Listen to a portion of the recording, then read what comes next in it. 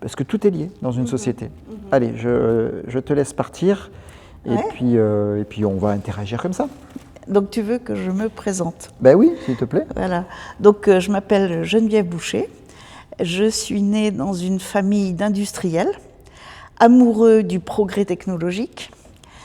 Et quand j'ai fait mes études, je suis allée à Dauphine.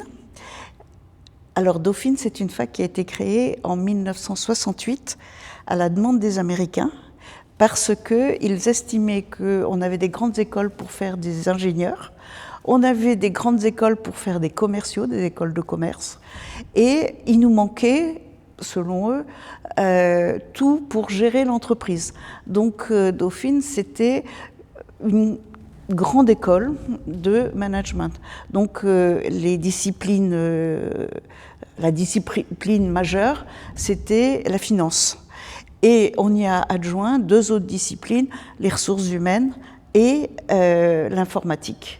Parce qu'à l'époque, on parlait d'informatique. Et en informatique, alors, il y a eu des discussions pour savoir si c'était une université ou une grande école. On a eu un truc un peu bâtard. C'est une université pour avoir des labos de recherche, mais c'est une grande école au sens où il y a un concours d'entrée. Voilà, parce qu'il y avait une dimension élitiste qui était souhaitée par les Américains. Et donc, moi, j'avais pris le cursus informatique, qui a très vite tourné à l'architecture système et réseau. Pourquoi je le signale? Parce que dans la discipline architecture système et réseau, on a vraiment une réflexion systémique. On est vraiment très à l'aise, on est sélectionné pour ça, mais la formation nous incite à avoir une pensée systémique, enfin être à l'aise dans les pensées systémiques. Et je m'ennuie un petit peu, donc en parallèle, j'ai fait l'option finance. Et dans finance, j'ai pris toute l'option économie, macro et microéconomie. Et en 3e cycle, j'ai eu l'opportunité de rentrer dans une spécialisation qui préparait aux fonctions de commissaire au plan. Oui, la dernière année de formation. Les 2 dernières, voilà. Et cette discipline, elle était dispensée par les commissaires au plan de l'équipe de Gaulle, Chaban-Delmas, etc., etc. Des très très fortes personnalités qui étaient très impliquées dans le redressement de la France. Et ils étaient assez imprégnés d'une pensée gaullienne. Et De Gaulle, c'était un stratège. Il avait vraiment un penchant très naturel et très marqué pour le long terme. Hein, il construisait ses stratégies comme son plan, c'est-à-dire je réfléchis à long terme, je dis à moyen terme du coup qu'est-ce qu'il faut faire, et au quotidien, c'est-à-dire en termes de prévision, qu'est-ce qu'il faut faire pour à la fin de l'année, voilà. Hein, et donc quand je suis rentrée dans la vie active, je me suis retrouvée à gérer les projets spéciaux de France Télécom, qui était en fait le ministère de tutelle de l'industrie des postes et des télécommunications. Et dans cette petite cellule qui était cachée dans un coin, au Pont de Sèvres en l'occurrence, on avait pour mission de jeter les bases de l'industrie, de ce qu'on appelle aujourd'hui le numérique. À l'époque, on disait informatique. Donc, l'industrie du numérique grand public en France. Et c'est donc dans mes équipes qui ont été conçues les applications sur le Minitel, la carte à puce, les univers 3D, la gestion des images par satellite. Enfin, c'était grandiose, absolument grandiose. Ouais. Voilà. Et après, alors les Américains m'ont pourchassé 2 fois dans ma carrière. Ah, pourchassé, à ce point-là. Oui, enfin pas moi personnellement, mais j'ai été frappée 2 fois, on va dire, parce qu'une première fois, c'était à Dauphine, donc ils ont exigé que l'équipe qui enseignait la futurologie, qui préparait des commissaires au plan, devait arrêter l'enseignement. Donc notre laboratoire de recherche a été fermé. Alors quand tu dis, juste, je te coupe, quand tu dis les Américains ont exigé, par quels moyens? Alors les Américains, en fait, à cette époque-là, géraient plus ou moins, plutôt plus que moins, la France et les Alliés en général, au motif qu'ils voulaient surveiller le bon usage du plan Marshall. D'accord, on était dans la période où on bénéficiait encore du plan Marshall. Donc il y avait plein de coins de verrous pour s'assurer que les Français, en l'occurrence, hein, puis les Allemands, et voilà, chaque pays son histoire, fonctionnaient bien. Hein. Et donc, par exemple, les grandes entreprises avaient l'obligation d'avoir des commissaires aux comptes qui étaient des cabinets américains. Hein. Et même encore aujourd'hui, nos grandes entreprises, elles utilisent des cabinets américains, Accenture, Deloitte, etc. Voilà. Les administrations et les collectivités locales, elles avaient d'autres points de repère. Donc elles devaient suivre un certain nombre de recommandations, en particulier celles de l'OCDE. Hein, et il y avait des notations qui étaient faites sur les hauts fonctionnaires. Voilà. Donc on était quand même beaucoup plus contrôlés qu'on pourrait le croire. Hein. On était même très très contrôlés. Donc à Dauphine,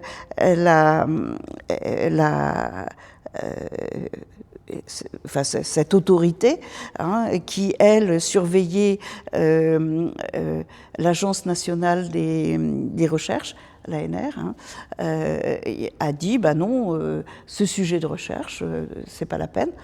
Or, notre labo, sur quoi il travaillait, il disait la chose suivante, et c'est d'ailleurs pour ça que j'avais été admise dans ce labo. Les gens étaient dans les champs, on les a mis dans les usines. Et ça a été violent, ça ne s'est pas passé en douceur. Hein. En Angleterre, ça a été terrible, et en France, ça a été assez sévère.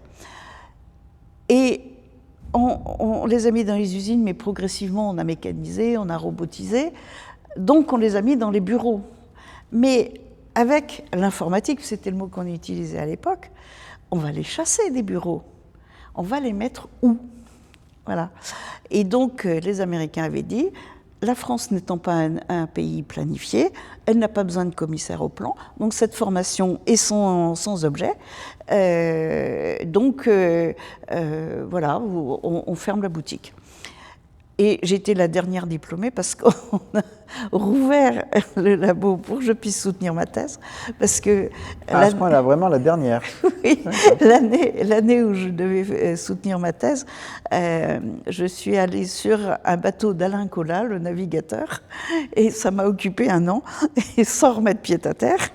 Donc pour soutenir une thèse en mer, à l'époque, c'était Saint-Luce Radio, c'était pas possible. Donc on a rouvert, voilà. Donc je sais que je suis la dernière, j'en suis sûre et certaine. J'ai une bonne raison de le savoir.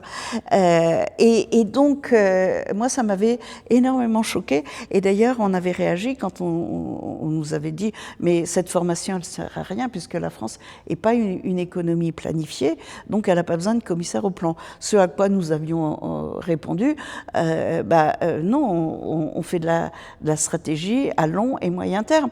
On ne peut pas gérer si on ne fait pas de stratégie. Non.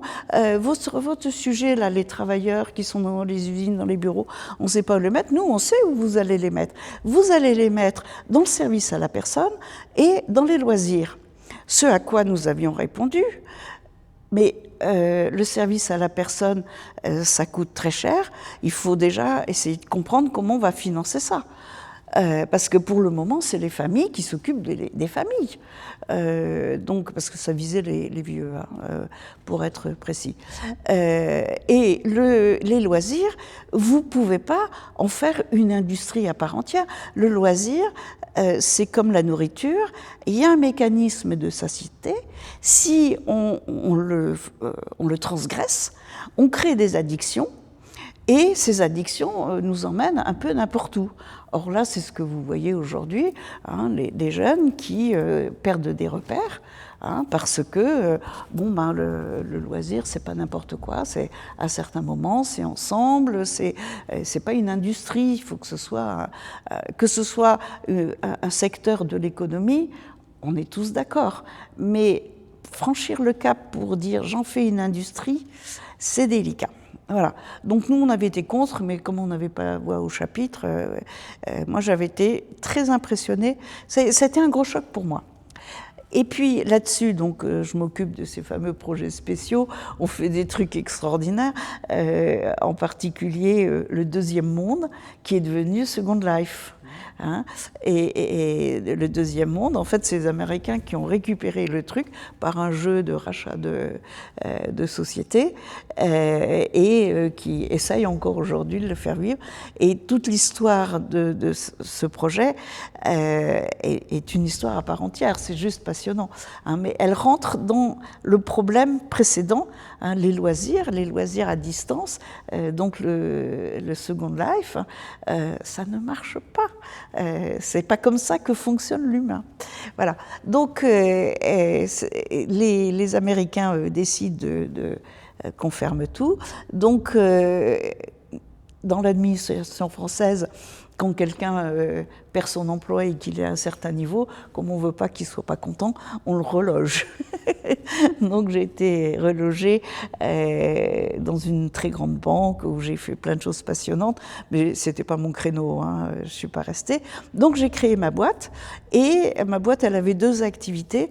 La première activité, elle écrivait des dialogues pour que les internautes, alors les minitélistes et puis après les internautes, puissent passer des virements, acheter des billets de train, faire des simulations pour savoir quelle est la configuration de voiture qui leur va bien en termes de budget, de fonctionnalité, je sais pas. Autrement dit, que les gens puissent faire des choses complexes sans jamais ouvrir un manuel, sans jamais appeler quelque part pour dire je voudrais mais j'y arrive pas, comment... Voilà. Donc nous on était spécialisés dans cette activité-là parce que pour la faire fonctionner, il faut essayer de comprendre les mécanismes de l'utilisateur dans sa tête quand il vient, sa priorité, et si on lui donne pas ça, il est perdu ou il est mécontent ou je sais pas quoi. Donc c'était décortiquer tous les mécanismes des internautes pour que ça soit fluide, étant entendu que il y a 100 000 internautes, il n'y a pas 100 000 comportements, mais il y a quand même des familles de comportements. Ça, c'était dans quelle année alors quand tu as créé ta Donc boîte? ça, c'est les années 90. Le Minitel et tout ce truc-là, c'est les années 80. Ce que je raconte, c'est les années 90. Donc ça, c'est une première partie.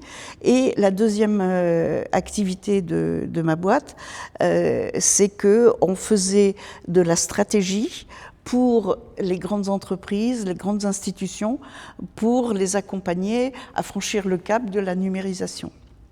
Et donc, avec ces 2 activités, alors, ma boîte était leader sur son domaine. Donc, on a fait toutes les banques et les bourses en ligne, on était présent dans tous les grands médias, dans les... Comment s'appelait cette société? Préfixe Interactif. D'accord.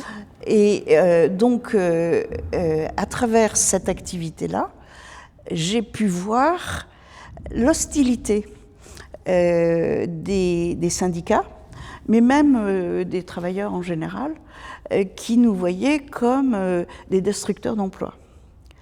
Et j'essayais de dire, alors, aux syndicats et aux travailleurs, je disais, bon, on va essayer de trouver des solutions, mais à la hiérarchie, je disais, prenez le problème très au sérieux. Et je voyais bien qu'ils prenaient le problème très au sérieux, dans le sens... Ça coûte moins cher, mais j'augmente pas les salaires pour autant.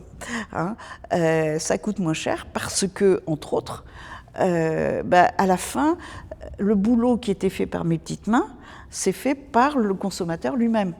Et moi, je n'ai pas besoin de rémunérer le consommateur. J'ai juste à faire en sorte que ça se passe bien, mais je ne vais pas au-delà. Et donc, alors, ma boîte marchait le feu de Dieu, donc je n'avais pas énormément de temps pour réfléchir. Mais il y avait quand même quelque chose qui me turlupinait, c'est que je disais, ce truc-là va faire basculer la société. Donc ça, c'est la première chose.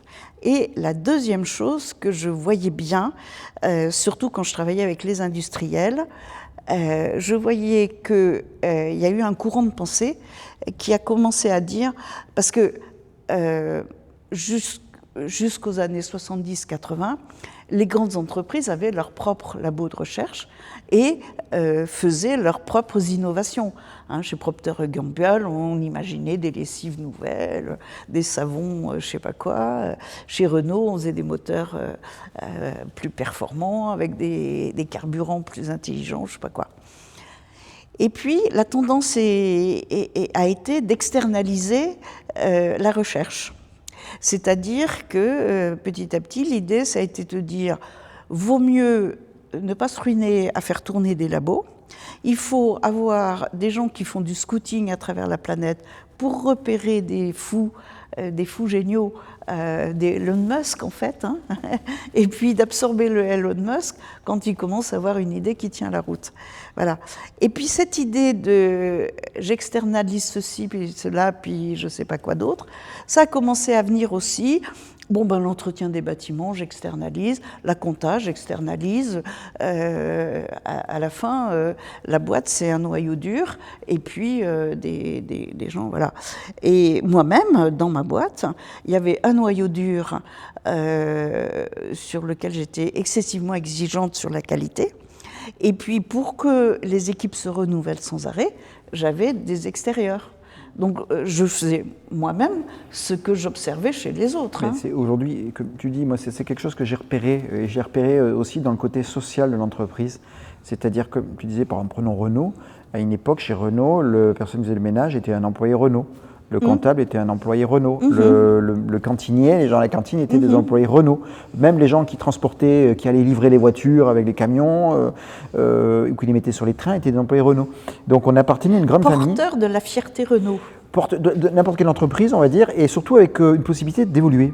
On en reparlera, mais tu vois, des fois, il y a des histoires, mais aujourd'hui, il n'y en a plus où la personne qui faisait le ménage dans l'entreprise, aux États-Unis, il y a une boîte comme ça, je ne sais plus, c'est une chaîne d'hôtels, je crois, que la personne a commencé par presque les ménages et a monté. Et aujourd'hui, c'est plus possible parce que la personne qui fait le ménage n'est pas dans la même entreprise, la personne qui et donc les gens se parlent parce qu'ils se croisent, mais ils ne vont pas se croiser dans le cadre des relations extra-travail, extra-professionnel. Comme tu dis, quand on fait une réunion extra-professionnelle avec la banque, il n'y a que le corps du métier de la banque, il n'y a que le corps de métier de l'assureur, de la voiture, et tous les autres métiers comptables, comme on a dit, ne sont plus là parce que ces gens-là sont externalisés. Ça, c'est quelque chose qu'on reviendra peut-être une autre fois dans une discussion que je ferai avec d'autres personnes. Mais donc, j'ai vu que les grands corps étaient en train de s'émietter, tomber en petits morceaux. Les grands corps de quoi? Les grands corps le pilier Renault, le pilier, je ne sais pas, on avait des médicaments à l'époque, Roussel-Uclaf. J'avais fait une intervention chez Roussel-Uclaf. C'était un pilier de la pharmacie française. Voilà. Et je voyais bien qu'ils étaient en train de s'effriter eux-mêmes. Dans la joie et l'enthousiasme, ils n'avaient pas peur de ce qu'ils faisaient. Et moi, je disais, mais ça va changer la civilisation. Elle repose plus sur les mêmes principes. Et en même temps, étant donné que je le fais moi-même pour ma propre boîte, je comprends ce qu'ils veulent faire. Moi, pourquoi je fais moitié-moitié, moitié interne, moitié externe? Pour qu'on se renouvelle sans arrêt. Certains le font pour rationaliser, pour limiter les coûts, pour pouvoir couper plus alors, facilement. Effectivement, ils ne le font pas tous pour faire tourner les équipes. Dépenser que ce dont on a besoin. Parce surtout couper facilement. C'est pas facile de couper un contrat où il y avait 50 personnes que de licencier 50 personnes. Voilà, mais c'était ça mon problème, c'était les variables d'ajustement. Et puis, il se trouve que ma boîte, travailler dans ma boîte, c'était plutôt sympa et rigolo. Donc, j'avais pas trop de problèmes de recrutement. Et donc, j'alliais créativité, réactivité, tout va bien. Voilà. Bon. Et puis, j'ai commencé à dire, mais toutes ces histoires-là, je détruis de l'emploi. Je fais en sorte que le tissu entrepreneurial, il va être obligé de se reconfigurer parce que cette logique, elle m'a l'air d'être une logique très puissante sur laquelle on ne reviendra pas. Et puis je faisais aussi un parallèle. En gros, si on regarde les machines, au début, elles étaient très grosses et on était fiers de leur puissance. Et puis petit à petit, on les a rendues petites. Là, ici, quand on regarde le matériel, pour faire ça, il y a 20 ans, c'était pas un petit truc qui rentre dans un sac à dos. Hein. Voilà. Et aujourd'hui, on est fiers d'avoir des trucs petits, légers, faciles à manipuler, etc. Et le tissu entrepreneurial, il va aller dans ce sens-là. Un autre truc qui m'avait beaucoup frappé aussi, ma maman, donc moi je grandissais en province, mais ma maman, elle était assez parisienne. Alors, entre autres, elle allait au salon des arts ménagers, au CNIT, et elle nous ramenait des trucs. Mais c'était à mourir de rire. Il y avait des trucs, elle s'en servait 3 fois. Elle se pinçait le doigt avec, ça marchait pas. Il y avait des trucs. Bon, puis dans le fatras, il y avait des trucs, c'était sensationnel. Ça lui changeait la vie. Bon. Le fatras. Nous, dans le sud, on dit des tcharafis. Je ne sais pas si ce terme est connu à Paris, les tcharafis. Et donc, je voyais bien tout ce processus d'innovation. Il suffisait d'aller dans la cuisine pour voir comment ça marche l'innovation, quoi. C'était très très drôle. Mais surtout, ce que j'ai trouvé d'assez extraordinaire, c'est que quand j'étais petite, on habitait toujours dans des très grandes maisons, et donc ma mère avait toujours ce qu'on appelait à l'époque une bonne. C'est-à-dire une dame qui était là à plein temps. Une aide ménagère. Une aide ménagère, mais à plein temps, qui habitait et qui rentrait chez elle seulement le week-end. Et elle travaillait de tôt le matin à tard le soir, quand j'étais petite. Et progressivement, au hasard d'un déménagement, on est passé à la femme de ménage. Et puis au hasard d'un déménagement, on est passé à plus rien du tout. Et ma mère, elle trouver le temps de lire des livres, d'aller voir ses copines et je sais pas quoi. Et effectivement, j'ai regardé les statistiques. Dans les années 60, une ménagère passait environ 6 à 8 heures en tâches strictement ménagères. Et les ménagères de maintenant, surtout que les messieurs viennent prêter main forte. Les ménagères. C'est 1h30. Par jour, voilà. Hein, eh bien, il n'y a pas de raison que ce ne soit pas pareil dans les usines et dans les administrations. Il n'y a pas de raison. Donc là, ça donne une indication chiffrée. Par contre, dans les administrations, on continue à faire monter la masse salariale. Alors dans les usines, on les réduit. C'est un vrai sujet. Ça sera un autre sujet. Non, mais c'est pour rebondir sur cette remarque. Il y a une remarque qui a été faite au ministère de l'Agriculture. Je crois que depuis une dizaine ou vingtaine d'années, le nombre d'agriculteurs, 30 ans, le nombre d'agriculteurs a été divisé par 2 ou 3. Et puis le nombre de personnes au ministère de l'Agriculture, je vérifierai les chiffres, a été multiplié par 2. Regardez, il y a 2 fois plus de gens pour gérer 4 fois moins de personnes. Oui, ça fait tout à fait. De 8 à 10. Tout à fait. C'est un sujet assez explosif, mais central. On l'abordera, oui, tout à fait. Central. Parce que l'agilité, c'est à tous les étages. On ne peut pas avoir un pachyderme et puis tout le reste agile autour. Le problème qu'on a aujourd'hui, entre les entrepreneurs Donc tout ça fait que j'ai dit, mais je voudrais comprendre la civilisation vers laquelle on se dirige. Donc moi j'ai commencé à dire, mais j'ai l'impression que la civilisation vers laquelle on va ne ressemblera plus du tout à la civilisation. Voilà. Donc du coup, alors je l'avais fait dans le cadre de mes études, donc c'était facile pour moi de reprendre un petit peu ce que j'avais appris à la fac.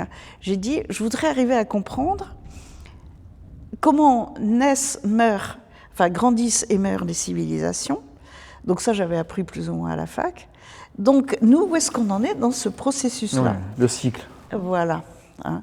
Et en fait, pour le dire de façon très schématique, il faut comprendre les processus d'évolution du vivant. En gros, la plus petite cellule qui est en nous, ou qui est dans une petite amibe au fond de la rivière, là, la plus petite cellule, elle est douée d'homéostasie, c'est-à-dire qu'elle est en permanence en train de vérifier que l'environnement est stable. Et elle fait plus que ça. Elle détecte donc des potentielles instabilités, soit parce qu'un danger est en train de se présenter à l'horizon, soit parce qu'il y a une opportunité qui fait que ce serait bête de la louper. Donc il y a ce que les Chinois appellent crise, hein, c'est crise au sens drame ou opportunité. Et donc si elle décide qu'effectivement il faudrait évoluer, donc elle enclenche un processus qui s'appelle le processus de vicariance, où on va se mettre à chercher des tas de solutions pour soit saisir l'opportunité, soit se prémunir du danger, et même souvent les deux à la fois. Donc ça donne des tas de trucs, c'est assez exubérant.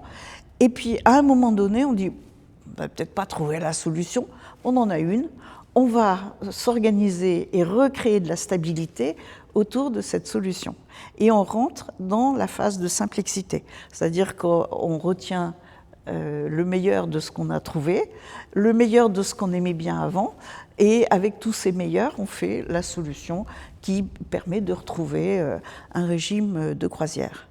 Et étant donné que moi, dans ma famille, on a vécu l'ère industrielle, hein, c'est-à-dire comment on a développé des industries toujours plus puissantes, et on en a été fiers. Et dans la famille, c'était vraiment des choses qu'on transmettait. Hein, voilà.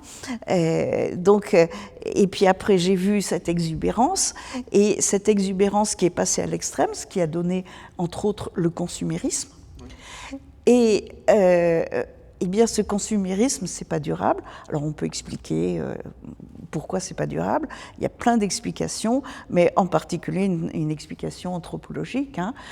Quand vous mangez un gâteau délicieux dans une pâtisserie, vous allez avoir envie de retourner dans la pâtisserie et vous allez être un peu déçu. Et de plus en plus déçu parce que l'effet waouh se ratatine, hein, voilà. Et donc, entre autres, c'est l'explication la plus simple hein, pour comprendre pourquoi. Voilà. Donc, cette ère industrielle, elle est forcément appelée à chuter et elle amène une nouvelle étape qui est la vicariance. Donc, la question que je me suis posée, c'était de dire, mais comment on est rentré dans l'ère industrielle? Et parce que si on comprend comment on y est rentré, on va pouvoir designer de comment on va en sortir en essayant de garder le meilleur de ce qu'il y avait dans cette étape et dans les étapes précédentes. Donc je me suis lancée dans un travail assez compliqué sur comment on est rentré dans l'ère industrielle. Alors, en gros, avant l'ère industrielle, c'est le dernier chapitre de la sédentarisation. La sédentarisation, c'est la période durant laquelle l'homme se fixe comme objectif de résoudre la manière de satisfaire les besoins primaires du plus grand nombre, c'est-à-dire nourrir, vêtir, etc., etc. Donc, à partir de ce moment-là, si on dit on sort de cette époque-là, ça veut dire qu'on dit on n'a pas trouvé la manière de nourrir tout le monde et on va continuer à essayer de trouver la manière de conduire tout le monde. D'ailleurs, on sait qu'on saurait faire si on décidait de le faire, au passage. Voilà. Donc, qu'est-ce qu'on va faire d'autre et qu'est-ce qu'on va faire d'autre? On ne va pas faire plus de yaourts, on ne va pas faire plus de billets d'avion. Et donc, pour comprendre ce qu'on pourrait faire d'autre, il suffit d'écouter les jeunes. Et les jeunes, ils nous disent la chose suivante. Ils nous disent, s'il faut aller travailler dans des usines où on fabrique des chaussettes, on va le faire. Mais franchement, c'est bon, quoi. Par contre, je veux donner du sens à ma vie. Je veux me rendre utile. Je veux contribuer à un vivre ensemble de haute qualité. Et là, on est dans l'Institut du climat. C'est un défilé de jeunes qui disent « je voudrais que l'environnement soit respecté ». C'est assez bizarre parce que ils passent énormément de temps à discuter des nuages, du sol, des animaux et tout ça, alors que dans le périmètre, il faut aussi travailler sur le respect des hommes et en particulier tout ce qui concerne l'intelligence collective. Parce que quand on regarde, c'était comment avant la sédentarisation. L'homme, c'est le dernier mammifère sur Terre. Eh bien, il se distingue des autres parce qu'il a une disposition intellectuelle qui lui permet de parler et d'interpréter le langage de ses congénères. Et en verbalisant, il arrive à se lancer dans des projets complexes. Mais ce qui est très intéressant, c'est que du temps des nomades, les tribus étaient très soudées, et d'ailleurs, le chef, c'était un chef spirituel. Après, ça a été le roi qui, lui, défendait le territoire. Et ensuite, ça a été la finance qui, elle, défendait l'économie, bien qu'on ne soit pas d'accord sur l'économie vue du côté de la finance et le sens étymologique de la finance. Mais bon, voilà. Et donc, pourquoi c'était le chef spirituel? C'est parce que l'homme, il n'a rien pour se battre, à part le langage.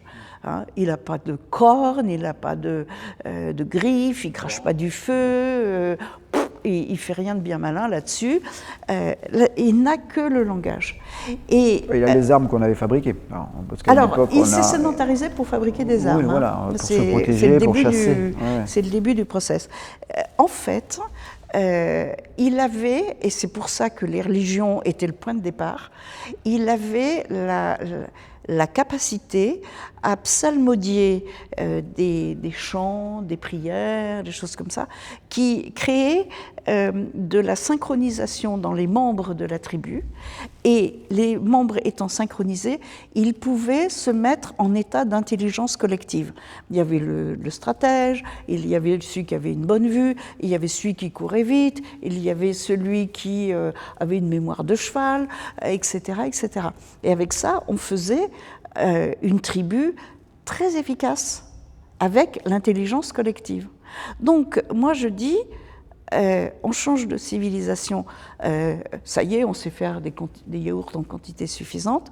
Il faut récupérer notre aptitude à l'intelligence collective parce que c'est notre puissance. Et donc, à partir de ce moment-là, quel modèle de société on peut créer ? Et quel modèle de société on peut créer? Eh bien, c'est un tissu entrepreneurial créatif et réactif. Donc, le mouvement de décomposition qui a été le point de départ de mes travaux, en quelque sorte, j'ai fini par comprendre que c'est pas la peine de lutter. Au contraire, il faut l'accompagner pour qu'on en fasse le meilleur. Mais j'ai surtout entendu tous ces jeunes, parce que j'ai consacré beaucoup d'énergie à la création d'entreprises. C'est une magnifique chose. Oui, on en reparlera. La création d'entreprise, c'est un sujet qui... Et on n'est pas arrivé à maturité en France. Hein. Contrairement à ce qu'on raconte, c'est même une catastrophe. On fera un sujet entier là-dessus. Oui. Prochainement. Et ces jeunes nous disent, moi je suis attirée par tout ce qui va développer un vivre ensemble de haute qualité. Nicolas Dufourcq, qui dirige la banque BPI. La banque BPI, c'est la banque qui est dédiée à l'innovation. Il dit lui-même que plus de la moitié des projets qu'il reçoit parmi tous les projets qui sollicitent une aide à l'innovation, plus de la moitié relève de l'ESS. L'ESS, c'est l'économie où on essaye de faire un vivre ensemble de haute qualité. Et Et donc il dit, moi je suis banquier, je ne peux pas les accueillir parce que financièrement, ils ne sont pas cohérents. Donc je ne peux pas les garder. Et en corollaire, je rencontre énormément de chefs d'entreprise, des grands, des petits et des moyens, et ils me disent tous « Oh là là, l'embauche, c'est une catastrophe ». Alors, il y a deux explications. La première, c'est qu'ils ne payent pas toujours à la bonne hauteur. C'est pas faux. Non, c'est pas faux. Parce qu'on est en concurrence avec des pays asiatiques où les gens sont payés même plus au lance-pierre, quoi. Ils sont payés à la sauvette. Donc... Où ils ne sont pas payés. Moi, j'avais on en reparlera, j'ai une théorie par rapport à l'esclavage. C'est-à-dire qu'à une époque, on prenait des gens, on les faisait travailler, on ne les payait pas, on leur donnait juste à manger et on les logeait. Hein. Oui. Et puis, comme ça a été interdit, je trouve que justement dans ces pays où c'est pire qu'à la sauvette, moi j'ai l'impression qu'en fait, on les paye, mais en fait on les paye juste pour qu'ils aient de quoi s'acheter à manger et se loger. En général, ils achètent à manger au magasin ou à la cantine qui appartient au patron de l'usine et ils se logent dans des immeubles. Et ils n'ont pas d'argent pour envoyer les enfants à l'école, pour se soigner. C'est ça. Donc en fait, on a remplacé le fait tu travailles gratuitement, je te nourris, je te loge, par tu travailles, enfin, tu es esclave. Il faut faire attention avec ce qu'on dit, mais nourri, logé, par maintenant tu es travailleur, mais on te donne à peine de quoi manger, te loger. Donc en fait, qu'on ne te donne rien, qu'on te donne en nature ou qu'on te donne l'argent pour acheter, tu vois ce que je veux dire, on en reparlera sur ça, mais absolument. De dire ça, c'est quelque chose que j'essaie, on appelle ça l'esclavagisme moderne, mais c'est ça, on te donne ce que tu nous coûtais avant. Alors, la deuxième chose pour laquelle ils ont du mal à recruter, et c'est la plus intéressante en fait, parce que l'économie, c'est la manière de répartir la création de valeur.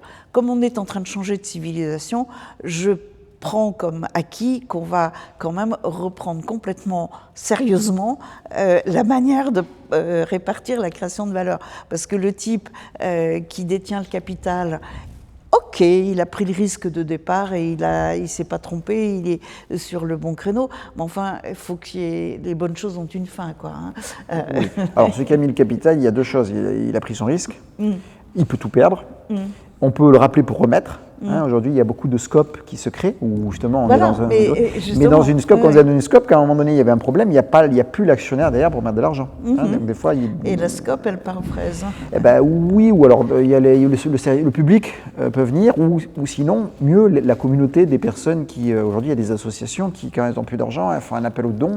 Et ça repart, hein, comme on avait vu les Restos du Cœur, je ne sais pas, il y a 1 ou 2 ans. Bon, Bernard Arnault avait donné 10 millions d'euros, il s'était fait critiquer dans tous les sens.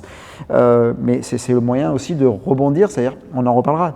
Soit c'est la communauté qui dit on aide, soit l'État, soit quand on est dans le capitalisme, des gens qui remettent au capital en reprenant des parts de l'entreprise. C'est-à-dire quand on remet on fait une augmentation de capital, on prend plus de parts, on pompe. Alors bon, moi j'ai une autre approche encore, mais elles sont toutes audibles, hein, toutes ces approches. Et la réponse doit se situer dans une combinaison. Oui, tout à fait. Et même dans certains cas c'est ça qui va bien, et puis dans d'autres c'est autre chose. Voilà. Mais moi ce que j'ai entendu, c'est qu'il dit je n'arrive pas à trouver le talent dont j'ai besoin. Alors, en fait, on va vers un secteur productif qui est astreint à la rationalisation. Parce que la logique, mais aussi les consommateurs, mais aussi les électeurs, et finalement les entrepreneurs eux-mêmes, admettent qu'on rentre dans l'ère de la rationalisation, c'est la fameuse simplexité dont je parlais tout à l'heure, et ça c'est irréversible, hein, et quand on rationalise, on voit bien que les prix baissent, donc les taxes baissent, et Bruno Le Maire l'a payé très cher, hein, et puis l'emploi il diminue aussi. Donc on voit que globalement, il faut reconfigurer la société, reconfigurer ses priorités, admettre une bonne fois pour toutes que le secteur productif, il a besoin de talent, il n'a plus besoin de cohortes de main-d'œuvre soumis, comme on vient de l'évoquer à l'instant. Il a au contraire besoin de quelques talents, essentiellement des managers, des experts et des créatifs, mais plus du tout dans les proportions. Voilà. Par contre, pour avoir ces talents, c'est-à-dire des experts très pointus, des créatifs très pointus et des managers très pointus, il faut leur donner la possibilité de se développer dans un bouillon de culture qui va bien, hein, c'est-à-dire un vivre ensemble de haute qualité. Et il faut aussi leur donner la possibilité de se ressourcer en permanence. Et il faut aussi les inviter à se ressourcer, mais en respectant un parcours de vie. Parce que quand on regarde la vie d'un individu, c'est pas un individu consommateur, voilà. C'est une famille, c'est un continuum, et l'individu, il a un rôle à jouer dans sa famille et il a un rôle à jouer dans la communauté.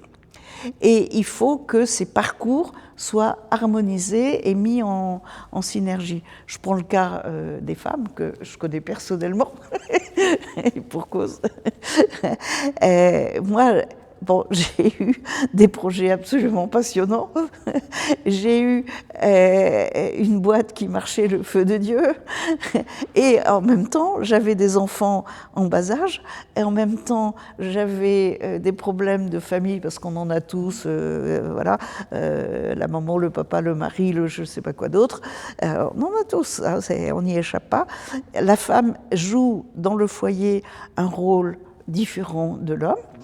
Mais je vous assure que conjuguer tout ça à la fois, il faut être Madame Vishnu, hein, faut savoir faire 36 trucs à la fois. Voilà. Et donc, c'est ce modèle de société sur lequel moi je voudrais qu'on réfléchisse. Hein, et en posant proprement le problème. Ben Geneviève, moi, là, on est un peu pris par le temps aujourd'hui. On est en train de faire mettre dehors de la salle. Mais moi, c'est sur ces sujets-là, je voudrais qu'on ait d'autres discussions. Oui. Là, c'est une discussion introductive. On va les préparer à l'avance. On va prendre je sais pas, 5, 10, bon, peut-être pas 30, mais un certain nombre de thématiques. Et puis, on va se revoir sur des interviews de ce format-là, 1 heure, 1 heure et demie, pour un peu creuser ça. Et moi, à ramener aussi ce que j'ai eu de mes interviews, ce que j'en ai tiré, hein, enjeux et convictions. Mon objectif, c'est de me créer une conviction à terme, pas basée sur de l'idéologie ou sur du hasard ou sur des opinions à droite et à gauche, mais vraiment sur des interviews de personnes qui ont réfléchi au sujet, qui des fois ne sont pas d'accord, mais comme tu dis, des fois il y a un juste milieu à trouver. Et j'aime bien cette expression, c'est pas une conviction, c'est pas juste pile ou face. Oui. Ça peut être aussi un dé. Hein, oui, quand on joue au dé, on a 1 à 6 ou on a des dés dans les jeux d'aventure qui peuvent aller jusqu'à 50. C'est des nuances, 50 nuances de gris.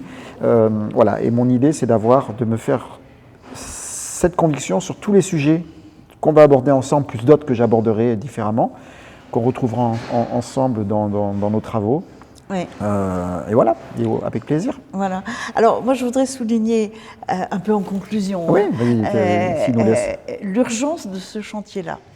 Et parce que là, pour l'instant, Macron avait fait les cahiers de doléances, qui était une réplique de ce qu'avait fait avant lui Jean Lassalle. Et d'ailleurs, c'est des travaux de Jean Lassalle que sont nés les cahiers de doléances. Et Macron les a mis sous le boisseau, ils ne sont pas ouverts au public. Donc il y a une bataille pour que ce soit libéré. Et là, en venant dans le métro, j'ai appris qu'on commence à les libérer parce que ça devient un sujet de fâcherie. Il y a une citation de Merleau-Ponty que j'aime beaucoup qui dit « Il semblerait que parfois les hommes sont dépassés par leur propre évolution ». Et c'est vraiment ce que nous vivons en ce moment. Ça veut dire que le vivant poursuit sa trajectoire, l'homme fait partie intégrale du vivant et il y a en ce moment un décalage croissant entre l'évolution qui est imprimée par les générations qui arrivent et les suivantes, et nos institutions. Et on est au bord du gouffre. Et d'ailleurs, on est au ras du burn-out. C'est-à-dire que, je prends un exemple, Faut conclure. On découvre qu'on est envahi par la drogue. Mais on est envahi par la drogue parce qu'on a en particulier une jeunesse et des seniors qui sont à la dérive parce qu'ils n'ont plus de perspective, et ainsi de suite. Et c'est des effets en chaîne où on croyait que c'était insignifiant, qu'on s'adapterait, etc. Non, on ne peut pas vivre sans perspective. Le vivant a besoin de perspective. Notre urgence, avec un U majuscule et tout le reste va suivre derrière, c'est quel modèle de société nous voulons. Une fois qu'on a vu ça, après ça va le faire. L'ère industrielle, c'est la haute bourgeoisie qui essaye de persuader le roi qu'avec les progrès techniques, on va assurer un mieux vivre pour les populations. Et c'était un projet porteur. Et au nom de ce projet porteur, nos parents ont accepté l'inacceptable. Des usines monstrueuses qui broyaient les hommes, qui broyaient tout. La nature. Voilà. Mais on l'a accepté parce qu'on promettait le mieux-être pour les générations suivantes. Là, on ne promet plus rien. Du yaourt pour tout le monde, à tous les âges. Bon, donc notre mission, si on l'accepte, c'est de réenchanter le monde, réenchanter le futur. Alors, peut-être pas enchanter. Mais il faut couper. Je serai plus modeste. Je dis, proposons une version qui ensuite va pouvoir être débattue. Mais il n'y en a pas pour l'instant. Eh bien, on va proposer une version à débattre. Voilà, c'est ça. Au plaisir, Geneviève. À bientôt. On est dans les temps. Oui, c'est vite. Les gens arrivent pour nous mettre dehors et on est dans les temps. C'est impeccable. On est fort. Merci de l'avoir suivi. Comme d'habitude, je vous invite à approfondir par vous-même les sujets abordés. Sachez que je prends beaucoup de plaisir à réaliser ces épisodes. J'espère que celui-ci vous a plu. Si c'est le cas et que vous souhaitez me soutenir pour m'encourager à continuer, vous avez 3 moyens de le faire. Le premier, c'est de laisser une note, un avis ou un commentaire sur la plateforme d'où vous m'écoutez. Le deuxième, c'est de partager le podcast autour de vous, via vos réseaux sociaux ou simplement en parlant. Et enfin, le troisième moyen, c'est de me faire un don, avec cerise sur le gâteau, une réduction fiscale de 66%. Les liens sont dans la description de l'épisode. Je vous invite aussi à rejoindre la communauté grandissante des auditeurs sur le serveur Discord, afin de discuter au quotidien de tous ces sujets essentiels. L'avenir nous rassemble. À très vite, merci